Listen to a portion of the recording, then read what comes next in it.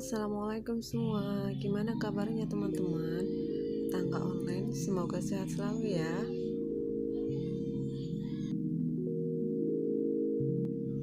Nah, di video kali ini aku mau share caraku mengatur gaji dan THR di tahun 2021. Oke, yuk langsung aja kita simak videonya. Mengelola gaji dan THR 2021. Ini pemasukannya dari gaji 4.500.000. Ini saya ambil gaji pokoknya saja ya. Karena kita nggak tahu ya, itu potongannya kan tiap perusahaan atau tiap tempat bekerja itu berbeda-beda. Dan THR-nya juga sama 4.500.000 karena biasanya satu kali gaji pokok total 9 juta. Lanjut, kita mulai dari kebutuhan pokok. Yang pertama adalah beras. Alokasinya 250.000. Itu bisa sekitar dapat berapa liter ya? Mungkin 20 sampai 25 ya. Yang kedua listrik itu 300.000. Kuota pulsa jumlahnya 150.000. Ini aku nggak pakai wifi, jadi pakai kuota yang normal aja. Kemudian belanja mingguan 600.000, 4 kali 150.000. 4 itu maksudnya 4 minggu ya, untuk 4 orang. Kemudian belanja bulanan 300.000. Belanja bulanan itu kayak sampo, sabun, kemudian tisu dan lain-lain ya.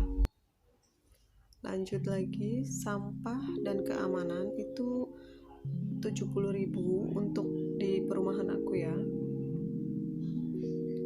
Lanjut lagi, gas LPG aku pakai yang kecil soalnya, jadi masih di angka 25.000. Kemudian SPP anak, karena kebetulan anakku sekolah di swasta ya, jadi sebulannya 500.000. Lanjut ke bensin suami, dialokasikan 200.000. Lanjut lagi ke uang jajan anak. Ini biasanya aku kasih ke anak langsung ya, 100.000. Jadi anak itu berusaha mengelola sendiri keuangannya dari kecil. Lanjut lagi, air atau galon itu 100.000. Biasanya satu minggu itu 15.000 ya untuk satu galon. Jadi kali 4 sekitar 60.000. Tapi aku kadang buletin jadi 100.000. Total semuanya itu 2.595.000. Nah, jadi kalau udah misalnya semuanya udah tersusun rapi kayak gini RAB-nya, biasanya aku langsung bisa pisahin ke dompet anggaran ya. Jadi aku masukin ke misalnya beras 250.000, aku masukin ke tempat uang yang ada tulisannya beras gitu, dan seterusnya sampai air galon. Kalau uang jajan anak biasanya aku langsung kasih ke anaknya, jadi aku bisa tahu anak ini pintar nggak sih ngelolanya gitu, anak ini boros atau enggak gitu. Tapi sejauh ini alhamdulillah anakku cukup pintar untuk mengelolanya ya. Ya walaupun kadang kalau misalnya dia ada kekurangan atau apa kebutuhan sekolah, biasanya itu di luar dari uang jajannya yang dia terima itu gitu. Ini hanya contoh ya teman-teman. Setiap rumah tangga itu kan kebutuhannya berbeda-beda ya. Jadi ini aku ambil hanya kebutuhan pokok yang pasti setiap keluarga itu pasti ada kebutuhan seperti ini. Atau kecuali mungkin SPP anak itu fleksibel ya, tergantung pilihannya masing-masing. Kembali lagi, jadi nggak usah disamain, tapi cukup sama-sama sharing dan menginspirasi, itu aja. Dan untuk besarannya pun kadang berbeda-beda ya. Misalnya anggota keluarganya itu ada berapa gitu. Kalau aku pribadi itu aku ada total itu satu rumah itu ada 4 orang, jadi kadang kebutuhan berasnya itu kadang di bawah itu sih 250.000 ya, tapi kita mengalokasikannya kan sebaiknya lebih ya, itu kan hanya alokasi. Kalaupun ada lebihnya biasanya tinggal kita masukin aja ke celengan-celengan yang ada di rumah gitu, jadi nggak bakalan terbuang kok kalau duit. Oh no.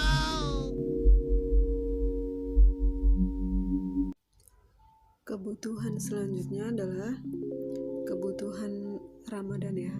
Yang pertama itu THR keluarga, itu dialokasikan 2 juta rupiah.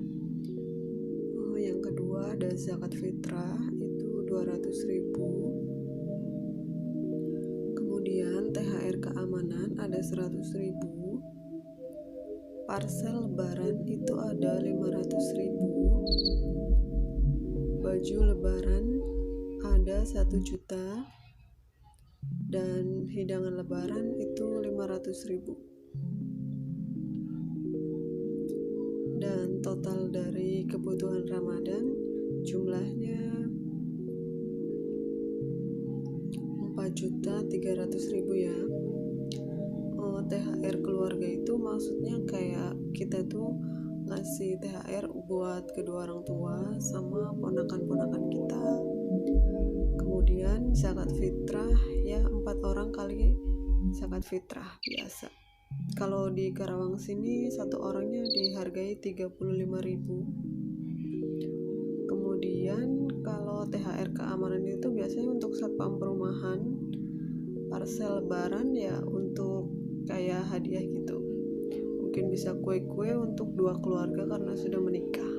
Kalau baju lebaran itu fleksibel ya, hanya untuk mengapresiasi anak yang udah puasa. Oke, total kebutuhan semuanya ya. Yang pertama tadi 2.595.000 itu kebutuhan pokok, 4.300.000-nya adalah kebutuhan Ramadan. Totalnya 6.895.000. Dan sisanya dari 9 juta tadi adalah 2.105.000. Nah, dari 2.105.000 itu aku alokasikan untuk persiapan mudiknya 1 juta. Mudik gak mudik, pokoknya dipersiapin dulu. Terus yang kedua itu tabungan. Tabungan selalu alokasinya 10% dari gaji.